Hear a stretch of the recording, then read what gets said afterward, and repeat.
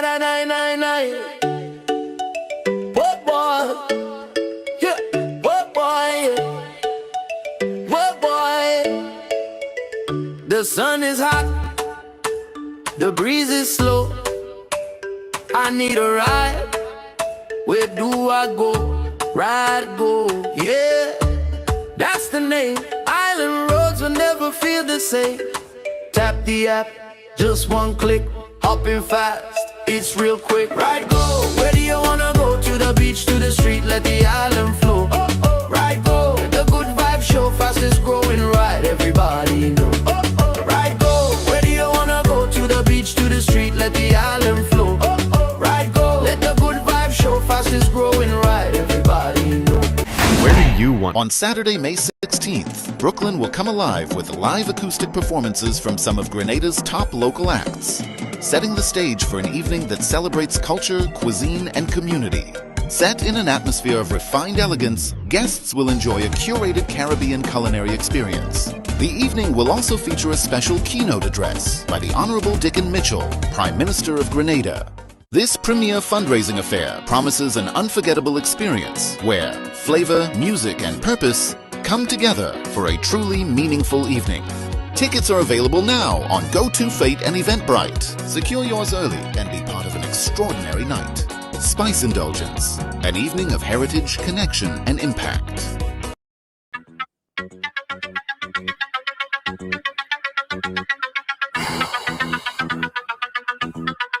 Right along live, welcome to the ride. Welcome to Monday. Yeah, Monday on the ride.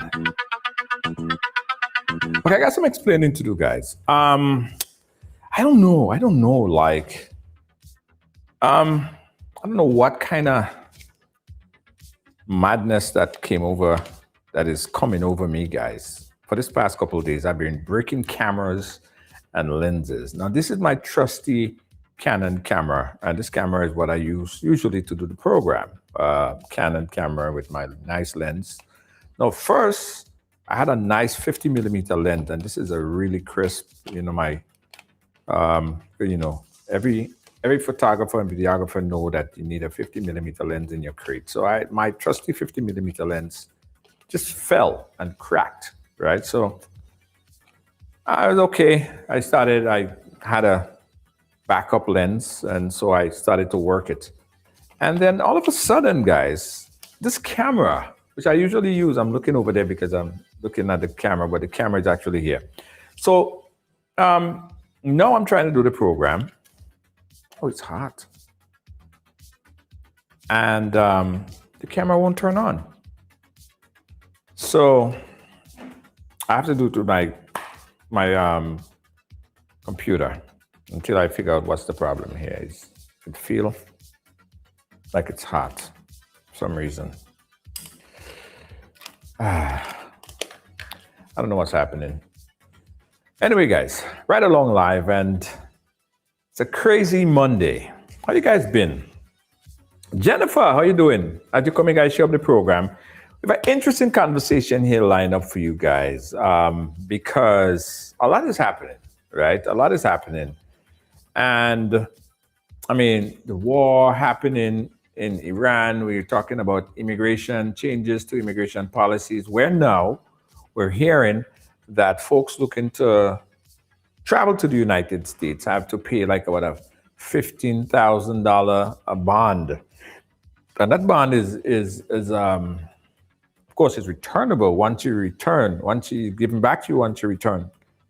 But a lot of people are saying, like, if I have to pay $15,000 to come to the United States, like, I'll just stay. Like, if I had it like that. So a lot of people are thinking this is crap, right?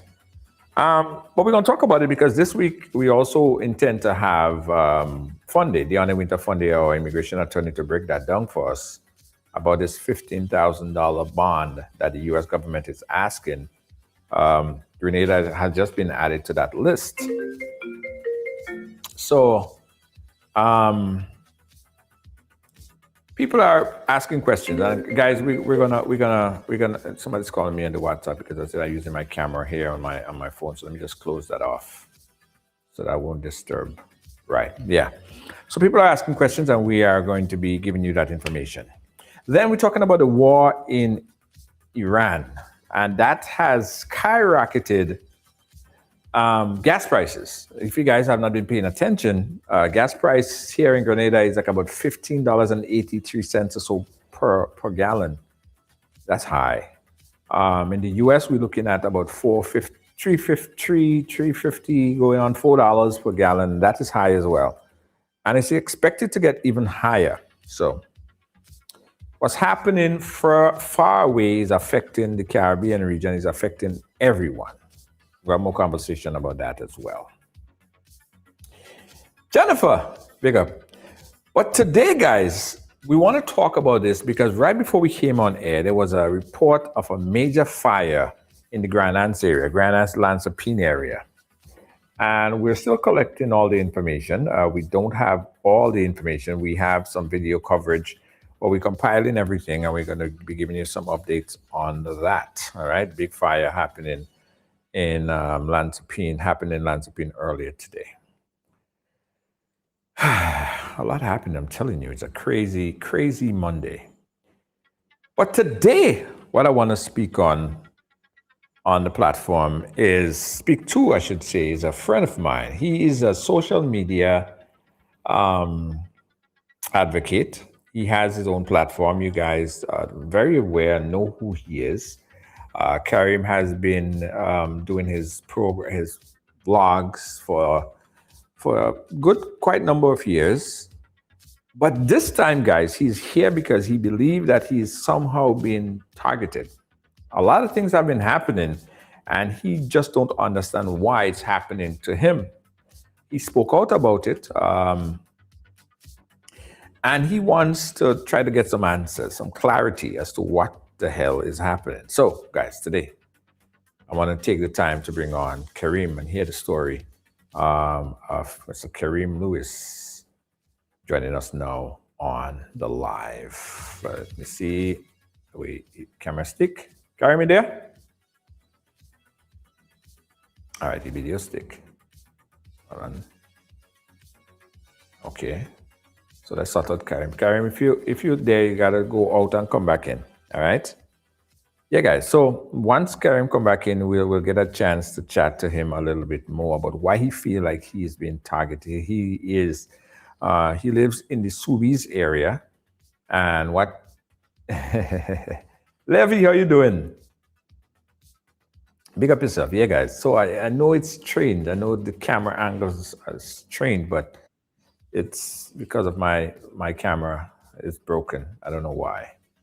All right, let me just put Kareem back. Kareem, are you there? Yeah. All right. Okay. Let me drop down my volume here on this and bring up this volume here. All right, Mr. Kareem Lewis, how you doing, man? You good? No complaint. Trying to be good. Okay. Well, a lot going on with you, boy. So Too much going on with me right now. Too much. It's unbearable, man. I try to understand. So Kareem, we want to hear your story. What's really happening? Because there's a lot that we want to outline. Yeah. So let's start from the beginning. What has been happening? Good evening to everyone. Good evening to your fans and supporters. Good evening to your viewers and listeners. And first of all, I want to take the time out to say a special congratulations to SAS for being victorious in Intercall, my past school. Yes. Both boys and girls. It's history in the making. First time in life that has ever happened that a school was able to capture the both boys and girls Intercall 2026 game. So I want to say a special congratulations to SAS.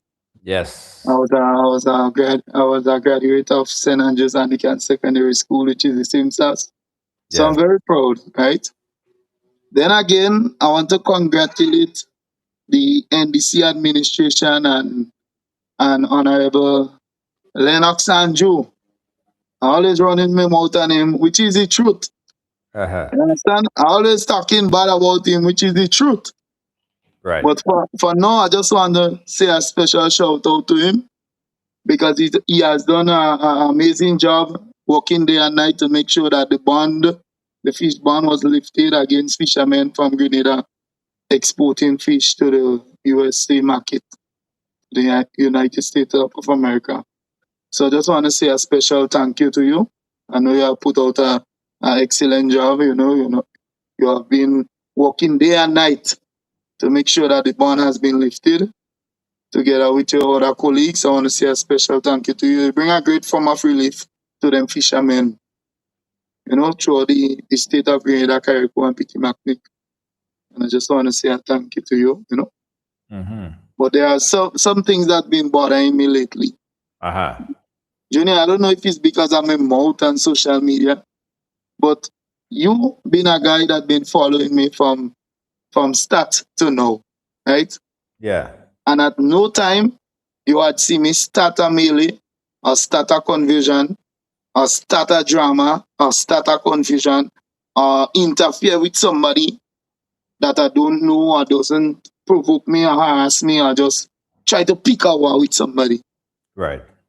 Every time you see me come here on social media, is either something affecting me or somebody affecting me or somebody molesting me or harassing me. And I reach out to people close around them to speak to them or to warn them or whatever. And when I realize, well, the matter getting worse or there is no solution, I just come on the media, right? There is a lot of stuff that I just ignore on a daily basis. There is a lot of stuff that I just avoid on a regular basis. And I find like if somebody have a platform in which let us do certain things, and you as a viewer, as a listener, as somebody who is a fan or supporter, if you don't like or appreciate something that somebody is doing, or you see somebody doing something that you don't like or in favor of, I think the best thing you should do is to just pass it straight. Or even if you're under it and you hear they say certain things or mention certain things that you don't like, or you don't like that person don't doing nothing you like, they do appealing to you or whatever. I think you should just avoid this person, just block and delete them. Right. However, I leave room for positive criticism. Right? So if I say, Junior, this paper here, I find should have been wrong inside a square. Right? And I tell you, well, if he did wrong, you would have either be more presentable. I give you reasons to why this paper here should have been wrong. Right? And you say, no, Prince, I think it is better square because it is better to handle, more presentable or whatever. You might have the same points I have why the paper should be square. Right. And I think in sharing our views and opinion that we should be respectful to each other as friends. Right? Yes.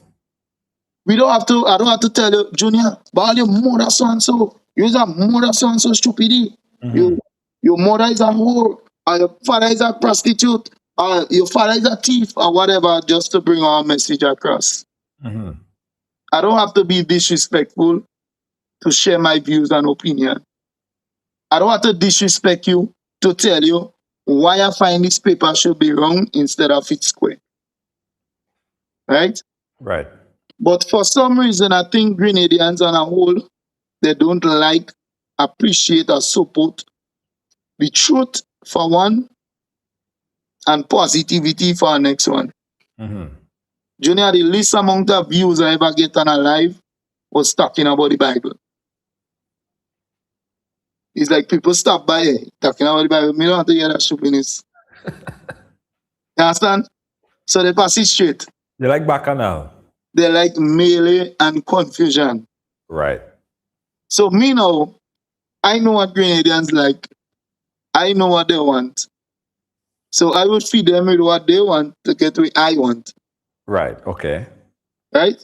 Yeah. But for some reason, it's like before I do a live and after I do a live, I'll have the happy smiling face. Right. But when I come on a live, juke me, it'll get in blood. You understand? Yeah. I vex like hell, like I the most angriest person in the world. But before alive and after alive, I'll be the happiest person alive. Right. Right? But I find out some people in some places, in some high authorities in Grenada, like sometime I'll come and I will say, well, I find them media influencers and them on social media is raper man. Sometimes I may be throwing word for a particular individual, but I may not want to call his name to cause chaos or cause problem. Mm-hmm. So I don't know you. Me and you never had no personal encounter. We never had a personal conversation. You now go take offense for that, Mm-hmm. in which I wasn't even speaking to you. I didn't have you know in my thoughts. I didn't have you know in my mind when I was putting out what I putting out. I know what I can do.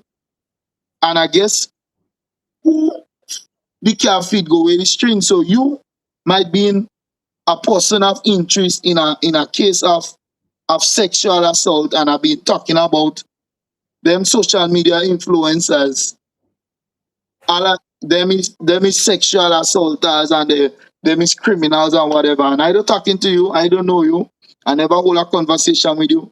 I don't know nothing about you, but you go feel offense because you know you're feeling guilty. Mm-hmm. Right? I'm saying all this to say, like I don't know it's because of me behavior on social media. But as a man, I just come and talk the truth. Right?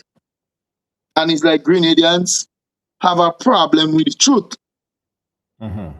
I have never come here and mislead nobody about no false information. I've never came on the media and harass or provoke or trouble nobody who wants to interfere with me.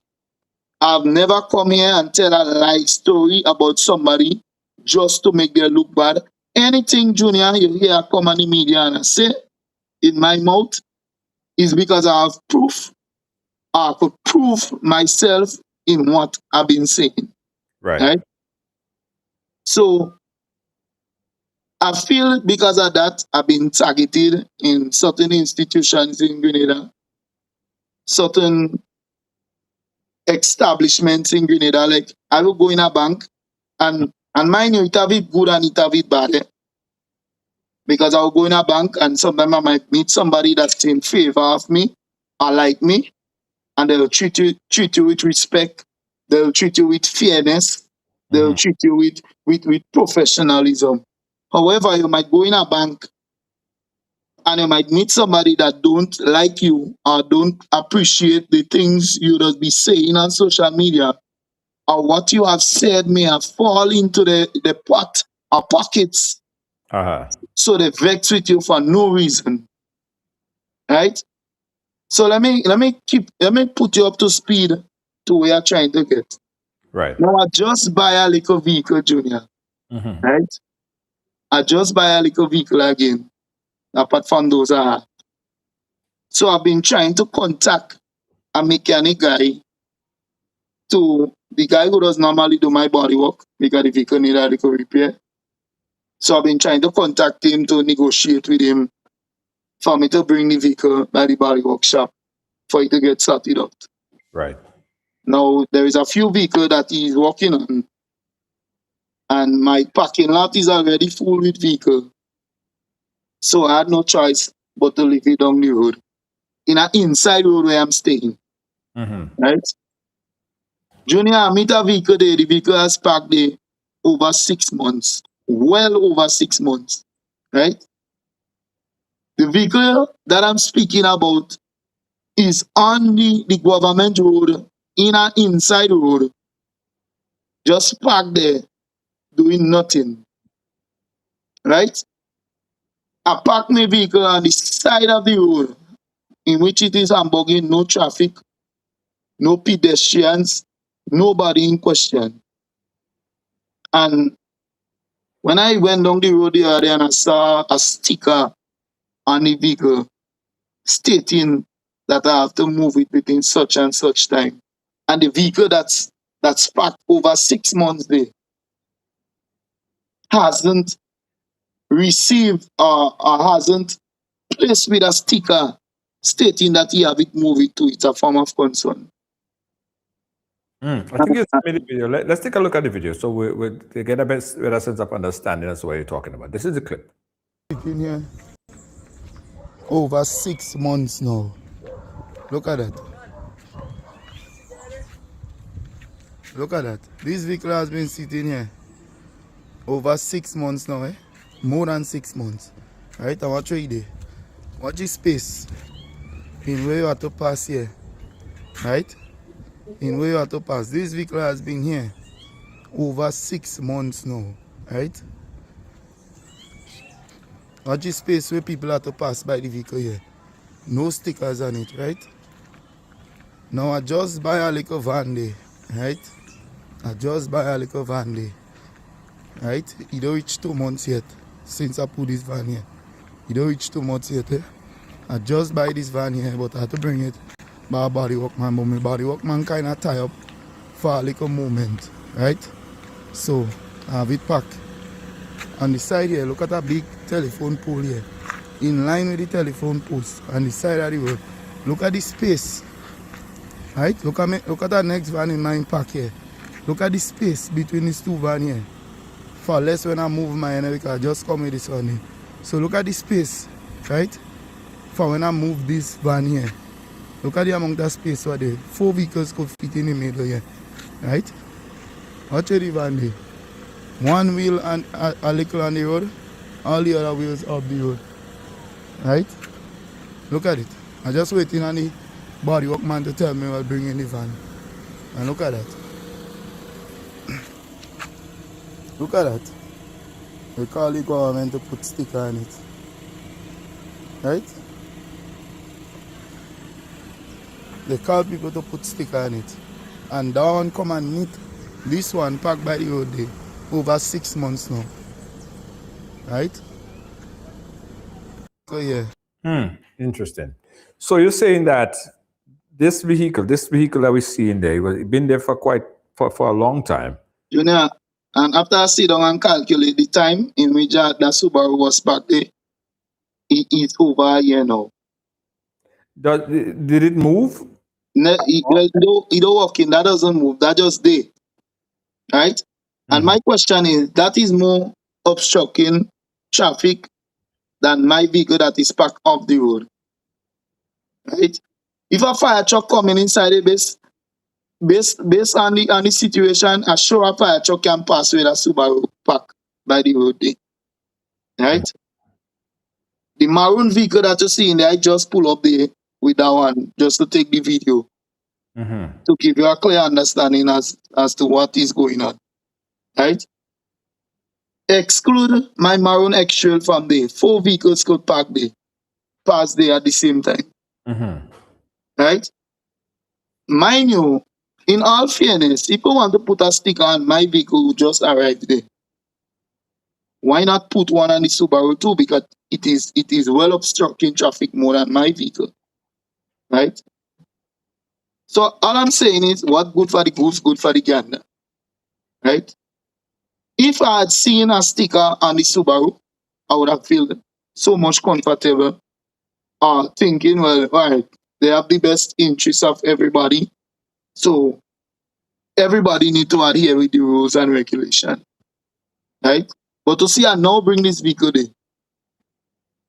and they put government sticker on it, and the Subaru that has been parked there over a year, when I do the calculation correctly, has not received that sticker for it to be moved. And if we go down the road. Let me play devil's advocate here for a moment. Do we know if that other vehicle sought or got permission to park there? Junior, I could put my neck on a block and I could cut it out too. That vehicle don't have no permission to be there. Okay. Right? I could put my neck on the block and I could cut it out too. That this vehicle don't have no right to be there. And that has been the 3rd time in which a situation occurred to me. Right? By a so-called development group it having surveys that was fighting with me for the event that I have in Sobeys, that is Seafood Saturday. Right? They used to have, now on the side of the other side of the vehicle, there is a playing field right there. Right? Now, the development group that is in Sobeys used to be having sports and fun day and little activity in the pasture. Right? Now, since I had brought in Seafood Saturday, they never did activity in the pasture. I see. Right?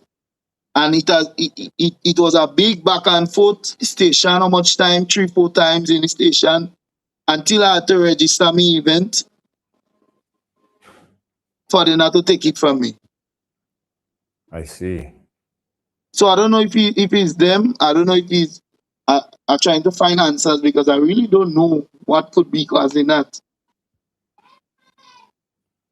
So Right? you think by being vocal on social media, by being so vocal on social media, speaking your mind and calling names and stuff like that, there are groups of people who just don't like what you represent. Yeah, because what does happen on a daily basis, Junior?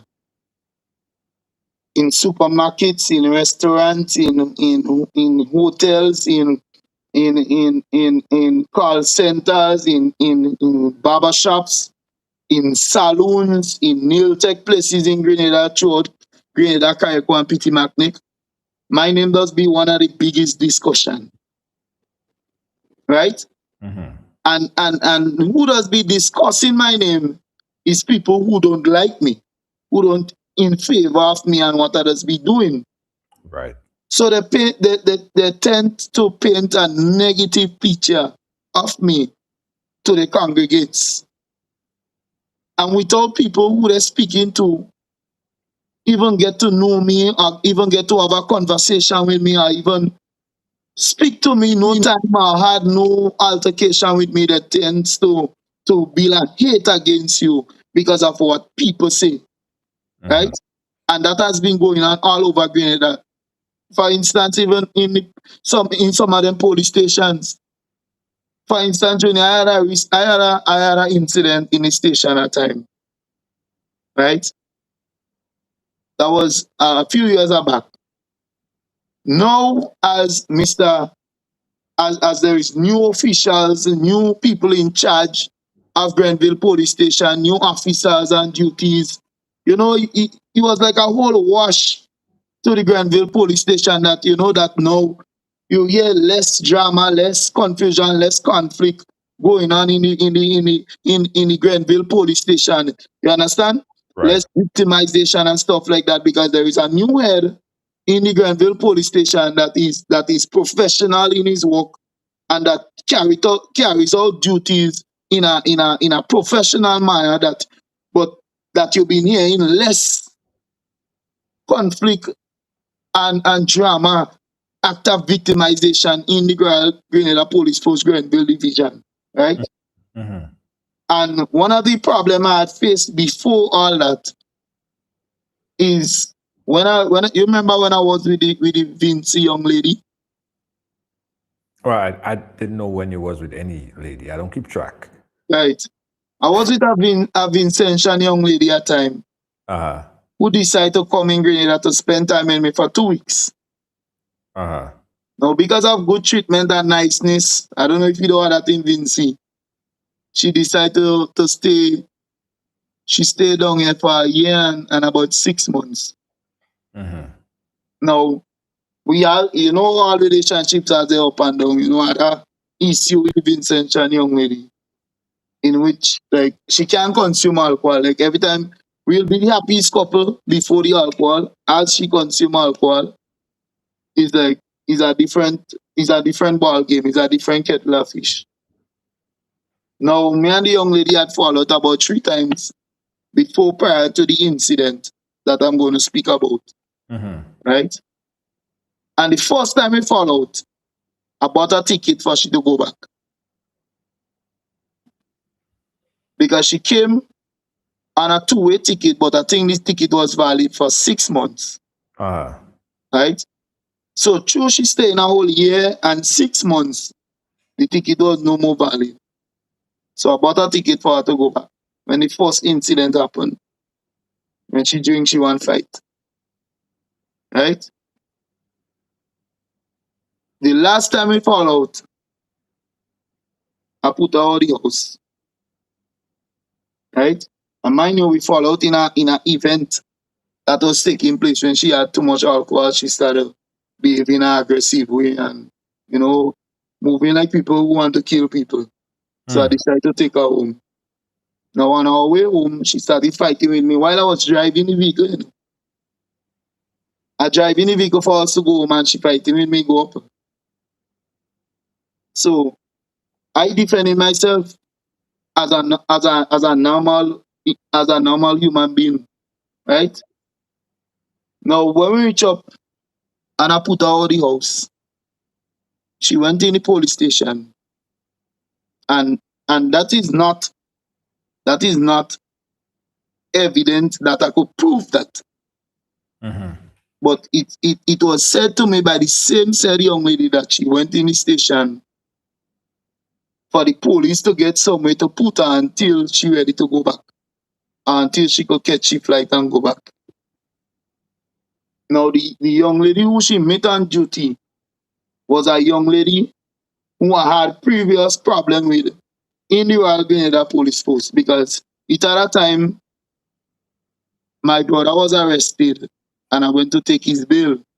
But as I tell you, maybe because of something I did on social media or something I said on social media, that when I went to take the bail, she was asking me if we are house or we are land, we can't take bail, just like that. So to me, I find that was very disrespectful. The police officer there that said that, right? Yeah. Okay. Ireland, just so Ireland, Ire house, I could take bail, I don't qualify to take bail, just so, without even asking. Right. And the bail was 2005 with one surety. Okay. So to me, I find that was very disrespectful and unprofessional. So I came on the media and spoke about it. Right. So this particular police officer now built up a hate against me for that, because her name and everything was mentioned on the live, because I don't have to hide to say what I had to say, because what I saying was factual. Now that has been the same young lady who the Vincentian National met on duty. So I don't know what had happened. All I know, after I put out the young lady, I say I'm gonna free up myself, man. I dress, I jump in my van, and I went down to a wet fest they had in Croshow. Now while I had the wet fest, my mother called me and tell me, look, police come here looking for me. So me now, Junior, I don't like police look for me. And as a law-abiding citizen, so I take my vehicle, I drive it up to Grenville the same time, and I walked into the Grenville police station. Now, as I reached there, the same said young lady was the officer in charge on duty. So I went in the station and asked her, what going on? I hear and know 6 police come here looking for me. Right? So they say a young lady come in the station and say, I beat her up and I threatened to kill her. I said, well, no, that is not what happened. And I explained, while I trying to explain to the officer what happened, she said she can't deal with me now. She tell them officers put me in the cell, take all my jewelry, I'm being detained, and I was placed in the cell. Junior stay in the cell the Sunday, the Monday, and the Tuesday they brought me straight in court. The Tuesday they brought me straight in court because they say I was charged for let me see if I can remember the direct words of assault, threatening language, and domestic violence against women. So I was brought straight into the court. Me now, I don't get no liar. I didn't make no preparation because me didn't even expecting that. Even when before I was placed in the cell, I tell the officer on duty, which was Miss Millet at the time. I say, listen, I have some fish and thing there in a box. Could you allow me to go and secure it? I say the police could accompany me or whatever to secure my fish before I come back in the station, whatever, based on what all you intend to do with me. The woman refused to allow me to do that too. Junior, I lost thousands of dollars in seafood because of that. Right? Mm-hmm. Now, when I was brought in court on the Tuesday, I was sent straight to remand to return on the Thursday. Right? Mm-hmm. Now, while I was going, before I went down there, they gave me a phone to make certain phone call. Me still, watch, Junior, I wasn't even aware of what was going on. I said, well, me don't know what that for, whatever. You understand? Fast forward to me speaking to the Vinci on the same phone.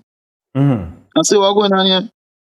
She tell me that the officers who she meet on duty was trying to force her and manipulate her to make a case against me and to say things that didn't happen just because they wanted to give me 3 to 4 years in prison, just so. Right? They wanted to give me 3 to 4 years in prison. And I have proof. You know, I could put up a screenshot for me. Okay, let me see. Yeah, go ahead. That one I didn't. Okay, let me work on it. Go ahead. I'll find it. 1 second. And when I finished talk to the young lady, and I watch on my phone, I realized she had messaged me. Because they make me use my phone to call her. And to call who I had to call. They didn't give me permission to call the young lady, but I call her when they give me permission to use my phone to get the number. Which one? That okay? That is conversation. Yeah. Okay. Let me send that off. Let me send it off this so I could pull it up. And that's the conversation with you and the individual. Yeah.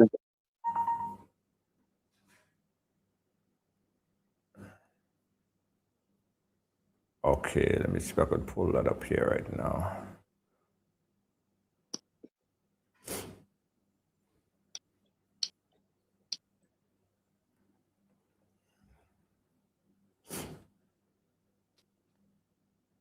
Hey guys, you're watching Right Along Live, and we have some of the evidence information that Kareem is talking about. This clip? Yeah. Okay. So what this says, it's a lot of conversation there. So summarize it for us. Right. So basically, that was she telling me that she didn't want in the station for what they was trying to do to me. Right. Oh, okay. I didn't want to put the number out there though. No, that number is I don't think she used that number anymore. So you don't even Okay. necessary. Right. Okay. Uh-huh. And she's saying that, there was two, and I remember exactly 2 police officers that did that. I remember the same 2 police officers that was on the case. It's the same 2 female officers that was on the case that did that. Uh-huh. That was trying to force her and telling her, well, she had to abide with the rules and regulation because she not from here and she's an immigrant. She says a male police officer that pull her aside and tell her, listen, don't make these ladies and enforce you to do what you don't have right to do or what you don't want to do. Right? Because it's 3 to 4 years they're planning to give him in jail for that. Right? Junior, you know what the young lady do? They remand me in jail to come up the Thursday. Mm-hmm. And the young lady organized the ticket. I don't know if it's the same ticket I bought for her. She bought another ticket. And she fly back before the case call.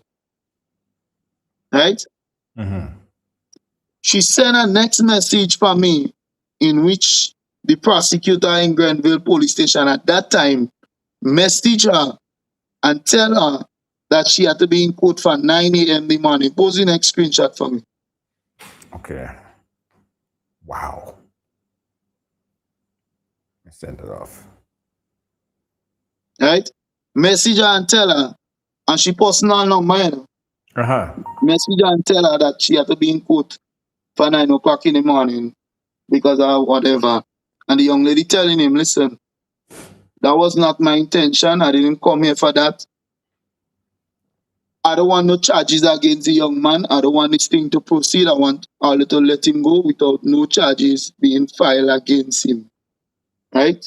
And it is clearly written. That was a conversation between she and the prosecutor in Grenville Police Court, in Grenville Courthouse. Drop all the charges. She don't want no charges against me. She want the young man to be freed. And she just want to go back home and be with her family. Right? It was clearly stated in that voice note, in that message. What's up in there? If it's a matter or case of domestic violence, right? I have to find out if it is in the Grenada jurisdiction, but the law would continue or the case would continue to go on even if the person decided not going on with the case. All right. And that is factual what you just said. Right. But mind you, as I tell you, the young lady mentioned in the screenshot that I posted before that she didn't go in the station for that. And they was trying to force her to make a case against me and to say things that happened, even if it didn't happen. Right?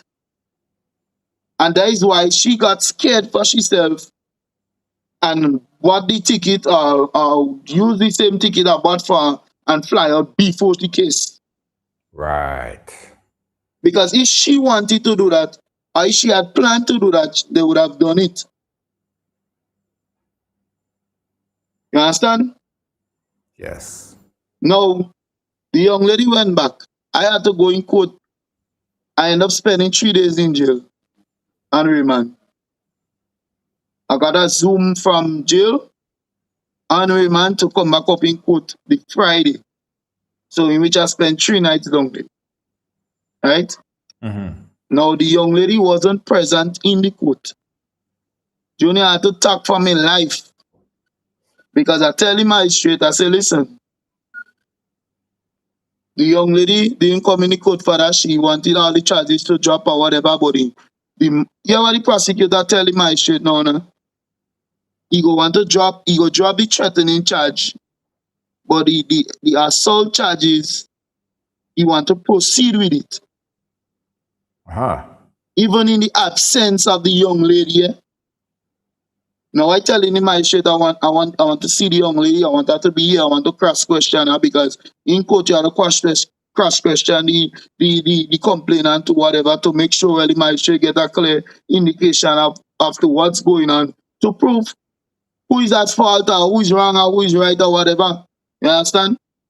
And while the magistrate was doing the case, the magistrate turned and tell me, after I done speak, me guts out. The magistrate turned and tell me, well, I don't see a reason to send you in jail. So it's clear that that was the intentions of the officers who was doing the case and the prosecutor, because a man fighting me like a beast in court, Junior, for the magistrate to send me in jail. Now, with all that, I was still charged $2,000 in the courthouse. For what? Well, there's a question I want you to ask the magistrate and the prosecutor. Because up to now, I don't know what I was charged this morning for. I don't know. And they say for compensation for the young lady. So this money is still sitting in the magistrate court in Grenville or in the treasury or wherever they have this $2,000 for God knows what and God knows why. And there's my receipt here. $2,000. And I have all my proof. Now, to me, that was very unfair, right? And to me, that was an act of victimization, right? So I went on the media and I spoke about it. And maybe as I spoke about it, like things get worse in my shade coating building. Things get worse, Junior. Because up to recent, I don't know, I didn't know the young lady. I never had a conversation with the young lady. But the next young lady went in the station as I was told from the police officer that a young lady come in the station and tell and say I tell her she threw a big child for nonsense. Now I had to ask the police who is the young lady for them to explain to me who is the young lady.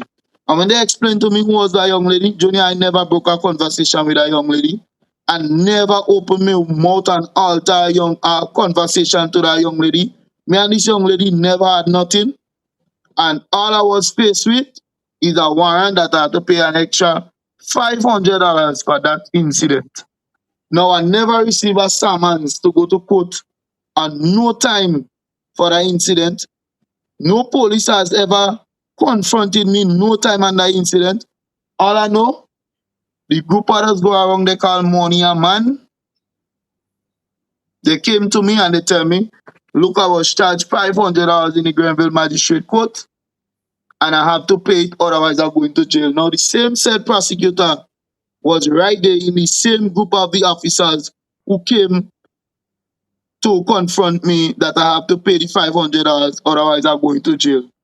So I asked the prosecutor, is there a way that I could go in the court to talk to the magistrate or to see the young lady or whatever? You know, I turn and tell me, no, I must pay it, otherwise I'm going to jail because 14 days don't pass on it already. Junior, I never receive a summons, no time for that incident. If somebody go in the station and make an allegation against me or say certain things against me, and they decide to take me to court, I have a right to get a summons to go to court for the incident. I have a right to go and defend myself. So that means now I live in fear now that anybody could just walk into the Grenville police station and just make a report on me and say, Prince do them this, a Prince do them that, a Prince said this to them, I said that to them, and he will just charge me in the court without even giving me a summons to go to court, Junior. That is what it comes to. How is that even possible? How is that even legal? I know in some cases, when some people have to go to court, you bench warranting them, meaning that you're picking them up before the case, and the day of the case, you're bringing them before the magistrate. So how I never went through this process on them? How I only get in bills of courthouse paper that I have to pay, otherwise I'm going to jail? What act of victimization is that? Now, apart from these two incidents, a man, Junior, put up the picture with the accident for me. All right, let me pull that up here. This one. Now I want to ask your fans and your supporters and your viewers and your listeners, there is my back bumper, and I want to ask all what that look like. Does it look like somebody who reverse and bung somebody? Or does it look like somebody who was trying to pass behind the vehicle and rush the bumper moving forward? I want to ask because I know everybody have common sense, everybody have common knowledge and understanding. And you could see that picture there and just visualize what happened. Right? Now you're watching the movement of the impact on the vehicle. And you could know there is a rush from somebody that's trying to pass. Yeah. That could never be a reverse and a bounce. Right? So I was by the fish market. Me trying to reverse in a space to turn to go out the next direction. I see this man coming from behind, from the side of me. I stop for the man to pass. Now the man thought he could have passed in his space and miss average his space. Junior, The man vehicle rush from the middle, go right down to the back. Right? The man vehicle rush from the middle, go right down to the back. So when I come out, the man asking me, because I had to stick my hand on the hand for the man to realize, because I didn't, because I feeling the man rushing me, passing him behind me. So I stick my hand on the hand for the man to stop. Somebody had to come in front of the vehicle and tell the man, well, look, I rushing the man passing there. The man come out and asking what happened there. I said, well, I stopped for you to come. I thought you could have passed, but I feel you rushing me. I blowing you for you to stop. The man stop a good little distance away from me. Right? So the man arguing now and ask me, where are you going? So I tell him, I was reversing, and then I see you coming, so I stop for you to pass. But I want to know what going on with you there. The man telling me, no, I reverse and bounce him. I say, how could reverse and bounce? And he asking me what happened there. So I tell him, I say, listen, because I don't have problem with this man already for this lying thing. And I could call him Junior. The man, the police came, right?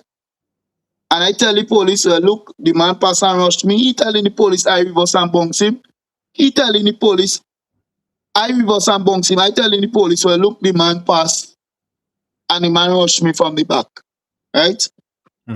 Now, I give the man about 2 weeks after the police don't take their statement and do what they have to do. I give the man about 2 weeks because, Junior, I'm aware of accident cases and know how this thing and not operate. If me and you have an accident and none of us do accept liability, then I could go to the traffic department and tell them, listen, we have not come to a conclusion as yet. The man don't want to accept liability. So I want you to send the matter in court for me. Please let the magistrate determine who is at fault in the accident or who is wrong and right. Right? Yeah. So I did just that. Because after 2 weeks of the accident, I went back to the man and I say, yo, what are we doing about this accident? The man tell me, and just say we're going to court. So let me go to court just so the man tell me. Right? Just so the man tell me. And just say we're going to court. So let me go to court. So I went back in the station and I tell the police and them, I say, listen, the man does not want to accept liability for the accident. So send him matter in court for me, please. Junior, while I waiting on court matter, I constantly, we could ask Pocketboard.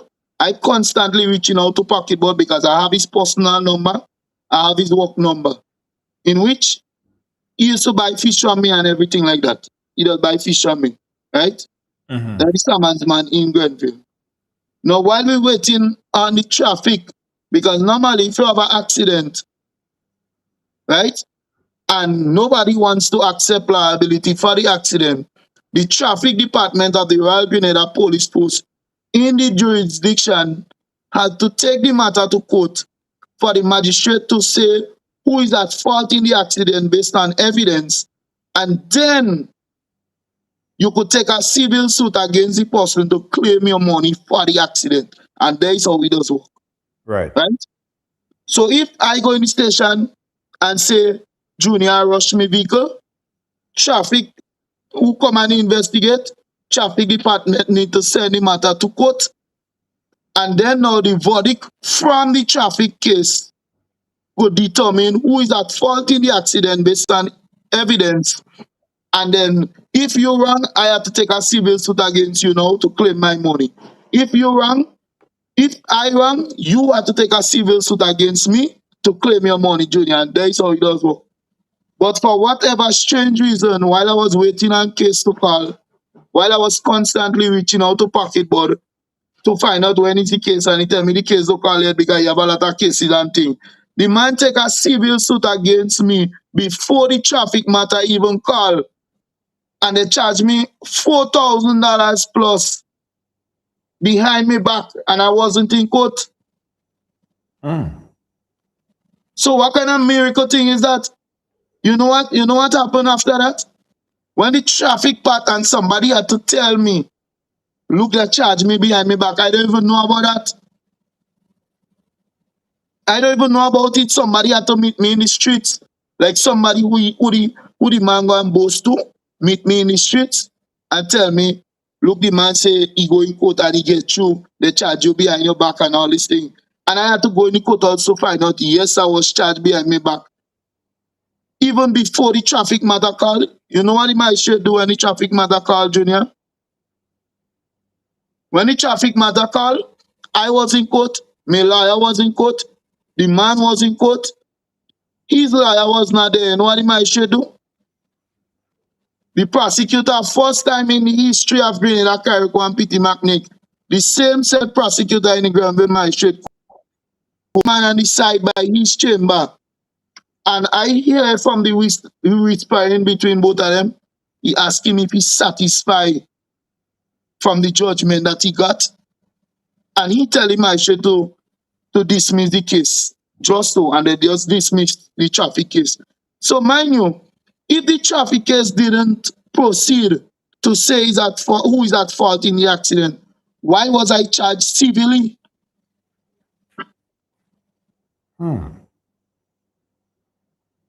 Junior, and I want you, I don't know if you have lawyer friends, if you have magistrate friend, I don't know if you could call anybody to reason or to ask them about that situation, because based on my knowledge and understanding, Junior, that is an impossible thing. And my lawyer telling me he was there when they charged me behind me back, and he said that the stupidest thing he ever seen in life. He said that could never happen. I said, well, how you telling me that could never happen? And it already happened. So he telling me don't worry about that. He go appeal the case and he go deal with that. I don't want to worry myself. But Junior, this thing worrying for me. So your lawyer is currently objecting to that. Like you had a judgment that you knew nothing about. Yeah. That is crazy. So you will never serve? You will never serve? Junior, I was served maybe about 4 times to go to the case, and we keep going there and they keep adjourning it to a different day, adjourning it to a different day, a different day. So the man lawyer was like, this is waste of time, I'm here, my lawyer is here, he's here, I'm here as his representation. Why is he hold up between this case? But for some weird reason, he might should put out the case again. Now you put it off to a different date. I get served to go in the traffic matter now. And this whole thing just puzzles me up, because I know based on my knowledge and my understanding, the traffic matter must go before the civil matter proceed. Did the guy spoke to you and tell you that the processing time that all of this is going through, he's losing daily? Like he's losing in whatever, like if he's in tourism, he may not be able to work. Who guy you talking about? The driver of the vehicle. Was Junior, he? me and the man doesn't talk. We never spoke after that. We never spoke after that. What I'm trying to bring to you is that how can you charge a man behind his back for an incident that he have no knowledge about? How can you charge a man civilly for an accident that we waiting on a traffic matter to call to determine who is at fault in the accident? So that means, Junior, I could just go in the courthouse and say you pass and rush me, and they go charge me for an accident that I was not charged for in the traffic department in Grenville, because the police was called to the scene. Yes. My only understanding is how this may have happened is if they try to reach you, or if they serve you, or they give you documents and you did not avail yourself, you was not available to court. Junior, all police in Grenville police station know my number. All police, the summons man who does serve summons, he have my personal phone number.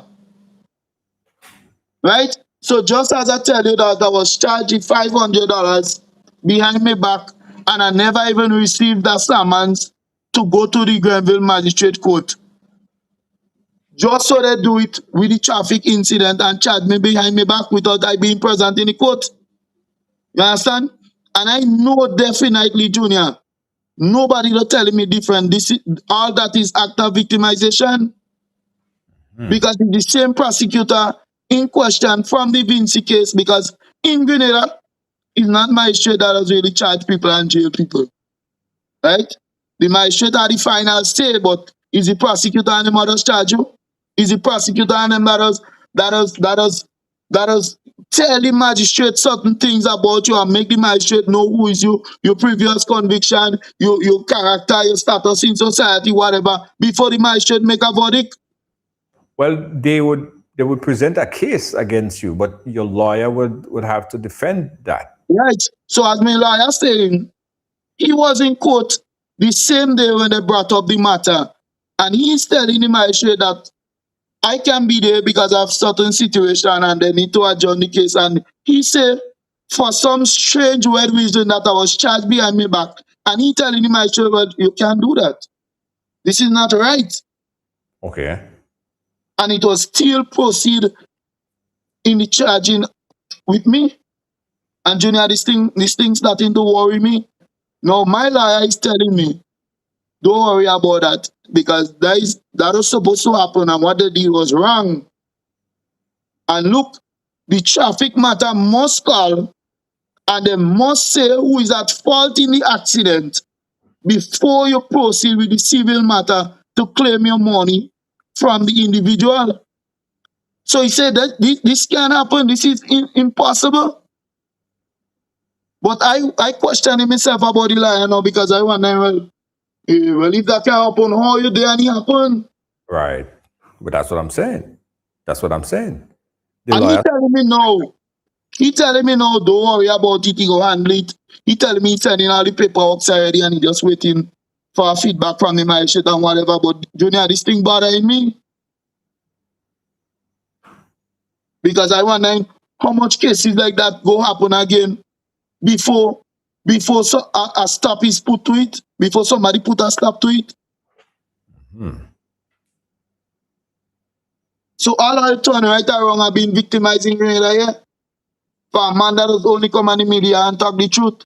For a man that only come on the media and speak for who can speak for themselves.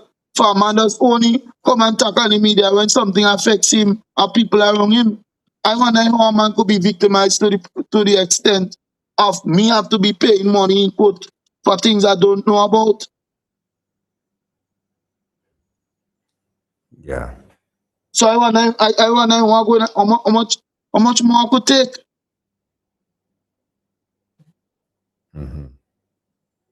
How much more I could take? Junior, I just sit down and I just wonder, I just do so much of good things. I just do so much of people who can do for themselves. Who other young man like me, a young promoter like me, who does do the kind of charity works I just be doing in Grenada? No, I'm not saying that to say that because I just do good or because I do charity, I should do what I want or say what I want and get away. The point I'm making is that I deserve a fair chance to defend myself like any other citizen. I Absolutely. deserve a fair chance in the court system in Grenada like any other citizen. And I don't find I so much a bad person to be getting this kind of act of victimization from the high authority. Now, when we lose faith in the judiciary system in Grenada, now what next? What next? We are turning to. If people could just go in the station and make report against me, or say thing against me, and just go in the courthouse and win me behind me back, even without me getting a summons, how much more I could take? How far this thing will reach? Junior, this morning, this 2,500, that could have deck off three kids to go to school. That could have helped three single family to put food on the table. That is what I just go around and do with my money. Now, when you do me that now, you're not punishing me alone, you're punishing people in need.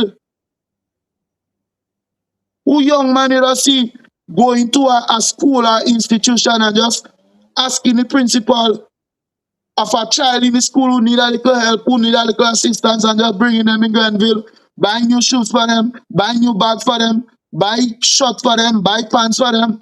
Who young man my age I just take 31. Who young man my age who just walk in school and give out groceries? 6 students, 6 bags, books, pen, pencil, crayon, notebook, just name it. Who young man you see doing that in the community? Who promoter you just be see doing events and allowing people from the constituency or the community to come and vend in an event absolutely free without a dollar? Who young man you see doing the things that I doing? Who young man you see going into all schools in St. Andrews and donating a 5-10 pounds of fish? Junior, this month alone for sports season I go there, I received sponsorship letter from almost all schools in St. Andrews. You understand? Who young man you see doing nothing greater? Now people doesn't sit down and talk about the good you just be doing or the positive things you just be doing for people to like you. They only sit down and lie and make up stories to get people to hate you. And people who don't even know you will just victimize you for no reason. I don't deserve this thing. I don't deserve that, Junior. Yeah. I mean, you have people who going around provoking people every day, harassing people, stealing, breaking people's place, doing all kind of sorts of nastiness. Why not use that same energy to victimize them? Why not use that same energy to cast your judgment on them? Maybe if you use that same energy for everybody to a guy who pity Macnick, or you use that same energy in which the authorities have against me, against them criminal, and then maybe that will reduce the crime thing, maybe that will reduce certain things from happening. Why is me? Junior appealing. It have a lot of people who do strong like me that could take this kind of thing on them. Junior, every day you're seeing police. Well, even the Prime Minister in Grenada hardly have good securities around him because we're living in a nice place. Junior, you have certain places you go in the world, you can't see Prime Minister, police, magistrate and things strange like that. I'm only saying this to say as a man who taking it with a smile. But what about the other people and them who mightn't be thinking positive like me? Right. What about the people and them who can't take pressure like me? Magistrate moving around, prosecutors moving around, ministers moving around, no security. What we want to do, change the narrative of that? How much more cases of that you want to hear for you to check ourselves? Junior, and next thing I want to appeal to the Royal Grenada Police Post, Junior. Now I seen a lot of cases where we have these gruesome killing and these gruesome murders and things in Grenada. Junior, that we see certain police even without a life jacket vest walking up the courthouse step and thing, calling these criminals and them. Junior, we never know what people just be thinking. We never know when somebody go snap. We never know when somebody go just decide to go by the courthouse and execute a man for raping his daughter, or for killing his brother, or for doing this, or for doing that. And we just decide, you know what, I don't want this man going in jail. So let me just go and wait for him to come out of the courthouse step and spray him down. Why we have to wait until a tragedy happen for we to protect ourselves? Junior, not everybody that is mentally stable like me to take this kind of pressure on them and come and speak about it. You have people who doesn't even speak about issue. They have it building up inside of them. And what they might want to do in their mind and what they might feel to do or what they might have to do.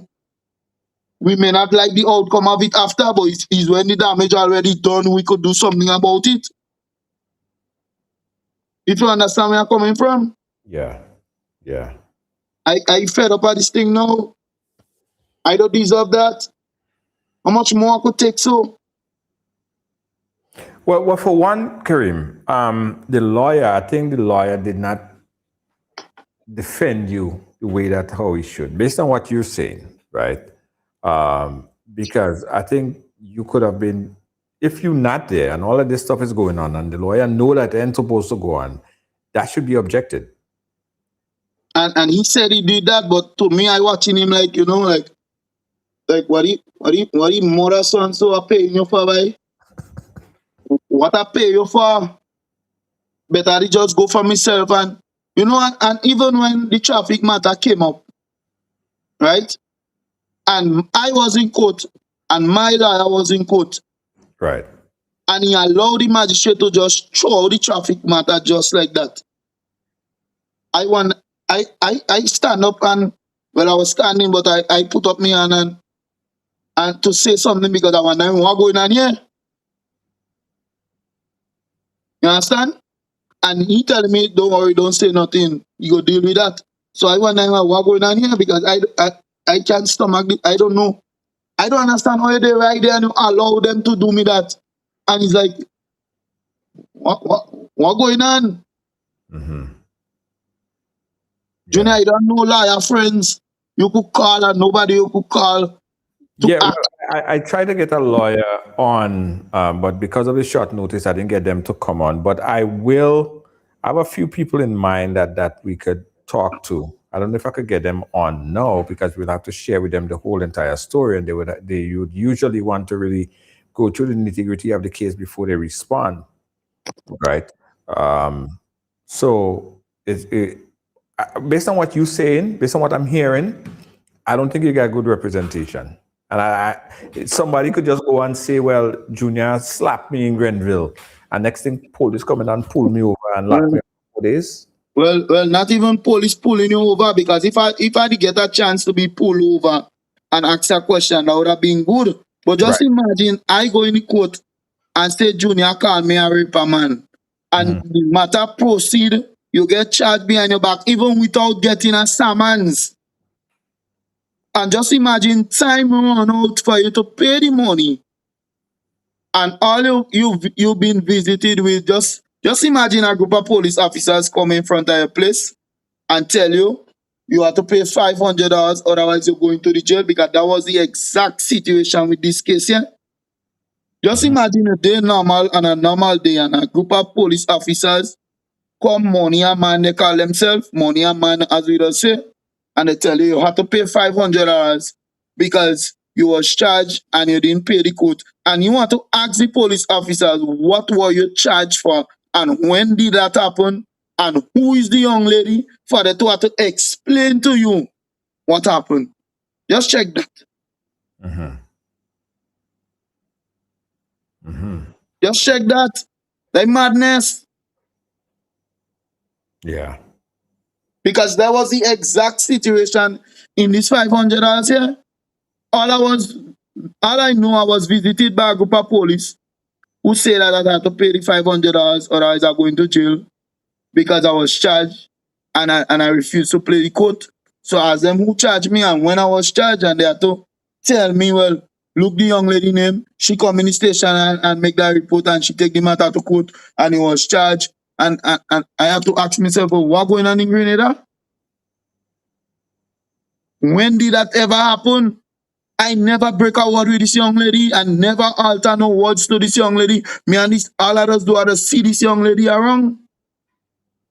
Me and I never fall out. We never had a problem. So how she could say I alter these words to her and without even giving me a chance to defend myself because I didn't go to court, because I didn't receive a summons, and I'll just charge me behind my back. That madness. Yeah. Yeah. And what hurt me the most is that the same prosecutor that doing me all that, he was the same one to message the Vincentian National to tell her she a court 9 o'clock in the morning. So why you could message a non-national who you don't even know? You don't even know her from Adam. You could have she number to message her to tell her she a court 9 o'clock in the morning. But you can't make sure I get a summons to go to court for something. Junior, all my life I know, like if I take you to court, I see complainant, you the defendant, and they serve you summons and you're not coming to court, I know of them bench warranting you to be in court. Yeah. They send you a bench warrant to be in court. How come I never received those things? Is it not a form of concern? Now, it's a serious cause of concern. I just text a lawyer friend there. I ain't get a response back yet. But this is a serious thing, they Kareem. Junior, first time in my life, I know how to go in and pay lawyer to go and appeal case because I decide now, I pay the $2,000, I pay the $500. No, you didn't punish me. Because you see how long I didn't go and help nobody, I didn't do nothing nice for nobody, is because I paid the money in court. Right? And now I've been charged $4,000 again for something that I didn't do. So I find now this thing going too far and above now. Yeah. I find this thing going too far and above now. And I don't know if it's because I came on the media and tell the prosecutor man, I say, I don't know if it's woman you wanted or what. I don't know if he's that he vexed about. Because I did ask him, I don't know if it's woman you want that you go message the woman and she personal number to tell her she a quote in the morning 9 o'clock and make sure she come and them kind of thing. I don't like this thing, I don't like this thing. He don't sitting right with me. I mean, look at me receipt on them here. I paid the $2,000 because I don't go in jail for $2,000.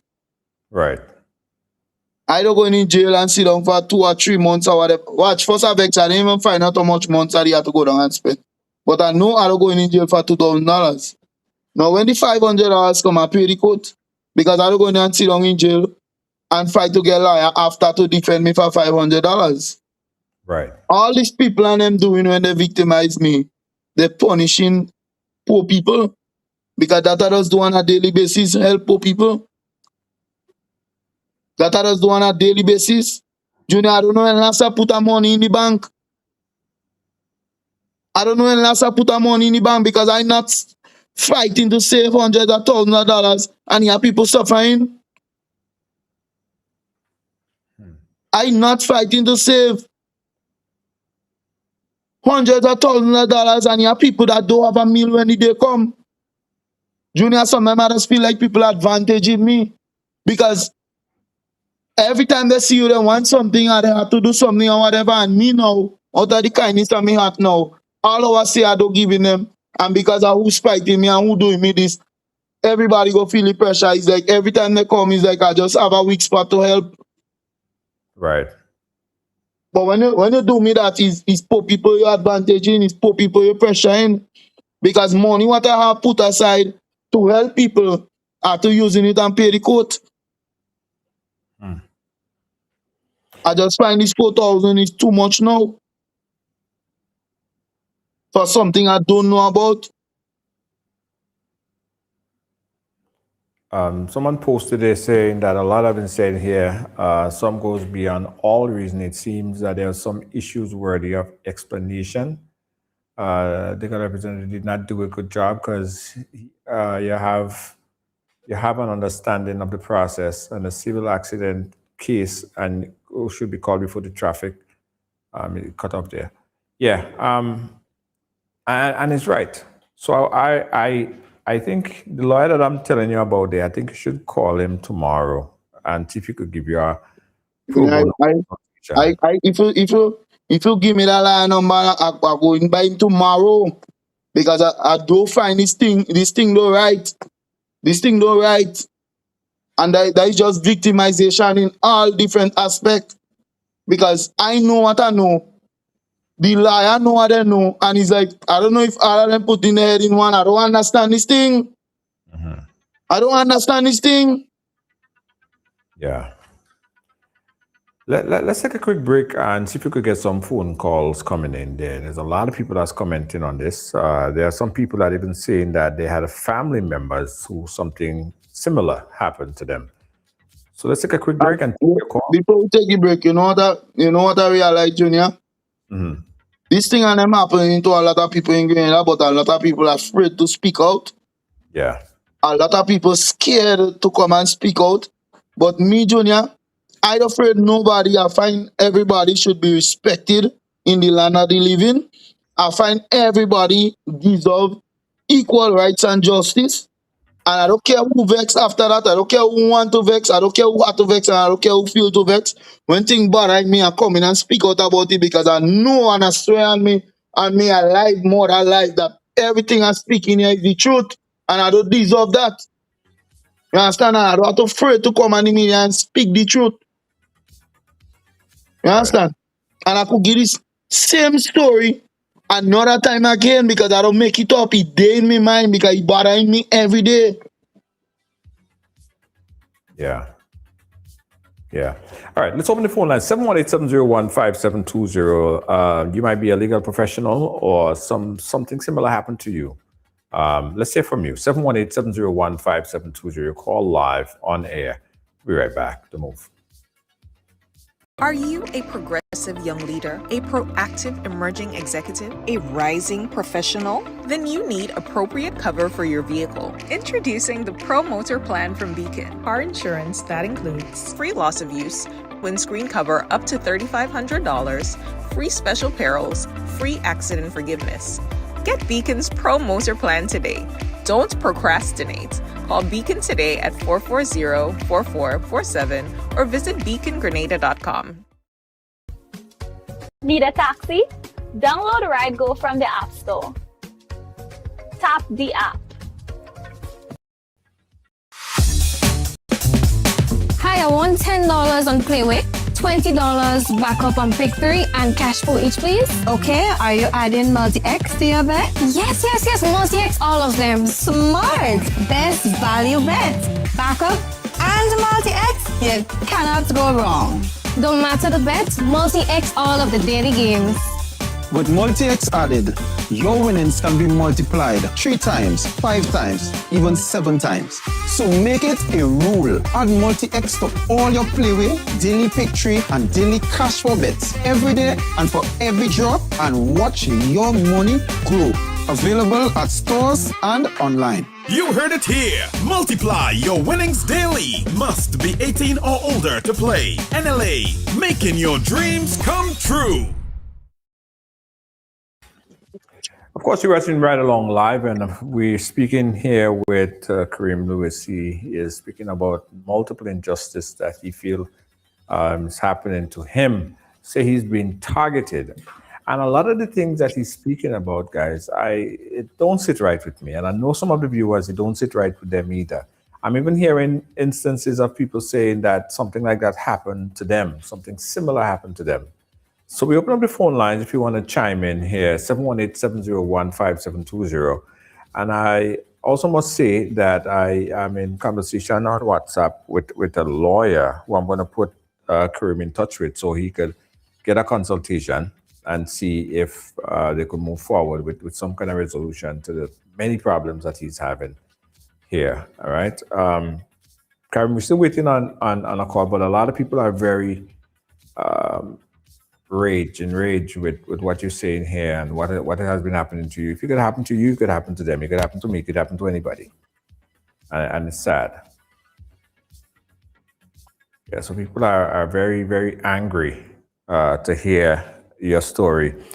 So what's the next step? What do you plan to do in reference to the situation? There's about 4 different things. What's your next step? Yeah, right now, like it's been a while now. I've been trying to stay out of the way of the authority and of the police and stuff like that. But right now, it's becoming more frightening. That that I have to live life in fear. If you understand where I'm coming from, Junior stay with a woman and doesn't even play with her. No, that's how serious it becomes because after sitting down and speaking with a police woman the other day. There is a lot of spite work that has been going on, and there is a lot of spite work that could even take place with a woman coming in the station and just making a report and say you sexually assault her or you domestically abuse her. And based on the lack of professionalism and the act of victimization that I've been facing here in Grenada under the authorities, Junior, I fear for my life, I fear for myself. Right now, all the other day, are they sitting down and plan a script, write a script to go and print it out, like to even give me woman in my house a document to sign that it's okay for us to have sexual intercourse in a junior. That is how serious it becomes. Is that bad? No, because so I'm feeling like anybody could come at any time and just set me up. Right. You understand? Because look, people just going in the station and making report against me for things I don't even know about, and I get in charge for it. So if it's jailable offense, it's not jailable. Yeah. You know, I could call me woman now, what I staying with. You see how man does play and woman does play and petty slap and petty. Junior doesn't do that. I don't make him joke with that. Oh, that's pretty Right sad. now, you have certain instances where I end up in just accepting wrong, even when I right. Right now, I'm trying to avoid the system as much as possible. I'm trying to avoid the courthouse right now as much as possible. Junior owing me thousands of dollars and I don't even go in and make a report. I doesn't even go in the station and make a report on nobody because I'm afraid I will go in the courthouse as a complainant and they will still charge me. So you looking, Junior man bounce me vehicle the other man right off a vehicle in mine, a brother of mine, right off a vehicle in mine and leave it on the spot. People have to call me on the phone and tell me, look, the first phone call coming, yo, what happened? You good? I say, yeah, good. He say, everything okay with you? I say, yeah, the man is sure. I say, yeah, man, I good. The little slip in me, I know. The man say, okay. I say, okay, I put on my phone. Me doesn't check on nothing. The next phone call coming, Prince. What happened to the drunker? Oh, mash up the van. I say, what? I say, drunk, mash up van? The man tell me, well, look at your van down, you know, pay mash up, Junior. When I go down there, I could have faint. I could have faint. And I just take it with a smile. A lot of people borrowed money from me, coming to me for favors. They will pay back this, they will that. People trusting me business, taking me things. And right now, I don't even go in court and make. Junior, I want to stay away from this courthouse. Because imagine, I've been unfairly treated behind my back. What they were doing in my face. I've been unfairly treated behind my back and in my face just the same way.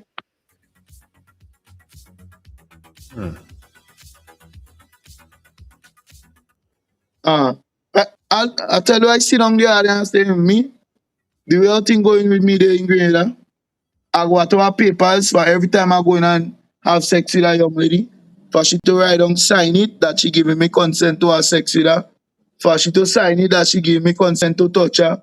For she, you know, just to protect myself because I don't understand where this thing leading to. People go set me up. I live in life like the candle in the wind right now. It sounds like a joke, but that is serious. You know? No, people having it like a joke. People go laugh and grin like it's a joke. But this thing is not a joke. There's serious thing attacking here. Right? I feeling like every day like somebody go try to set me up. Like somebody people try already and fail, but you never know who they go meet or where they go meet them and what they go encounter. Or they might happen to meet somebody what don't like me on duty or this or whatever, and that might be the end of my career.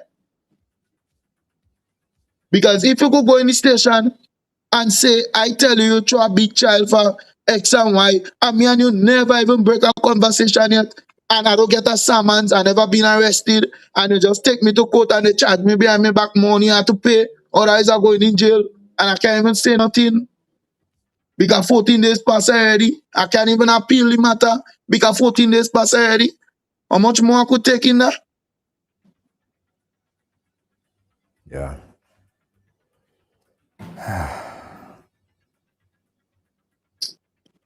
You know, I fed up with this thing, man. And I sitting on the area and asking myself, by this prosecutor and them, some of them are children, by they are family. It's not a form of threat, but it's to show how you go feel if somebody doing that to your family or your friends or your loved ones or your children. You go like if somebody do your children and them that. You go like if somebody do your family members that. You go like if somebody do your brother or your sister or your auntie or your children and them, this kind of thing. And you don't have a conscience. How you feel daily just going in court, fighting to send people in jail, fighting with the magistrate to charge people, fight. How you feeling comfort? I mean, if a man is a menace to society, he's a troublemaker, he's a regular offender in the courthouse or whatever, I could see you putting some pressure on a man because of those circumstances. But a man like me, how dangerous are you so that you could just victimize me every day so I sleep comfortable? Junior, I just go on my knees and pray for this, for God to punish this man and them for this act of victimization. And when he taking them, they go feel his obi or hitting them.